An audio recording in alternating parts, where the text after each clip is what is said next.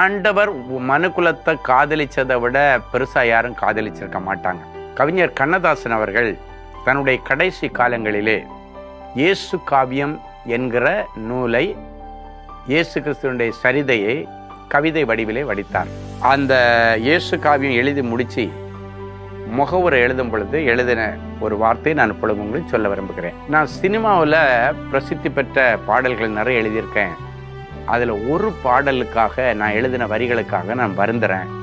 என்னன்னா, கடவுள் மனிதனாக பிறக்க வேண்டும், அவன் காதலித்து வேதனையில் வாட வேண்டும் அப்படின்னு ஒரு எழுதியிருந்தேன். ஆண்டவர் மனுஷனா பிறக்கணும், காதலனுடைய வலி, காதல் ஃபெயிலியருடைய வலி என்னன்றது அவருக்கு தெரியணும் அப்படின்னு ஒரு வரி எழுதியிருந்தேன். இயேசு கிறிஸ்துவை பற்றி நான் முழுசா முன்னால தெரிஞ்சிருந்தா இப்படி ஒரு வரிகளை எழுதியிருக்க மாட்டேன். ஏன்னா உண்மையாகவே கடவுள் மனிதனாக இந்த பூமியிலே இயேசு என்கிற பெயரிலே அவதரித்தார்.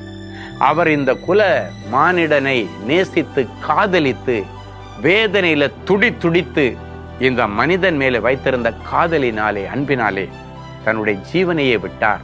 இது எனக்கு இப்பதான் தெரிஞ்சது என்று சொல்லி அவர் அதில் எழுதியிருக்கார்.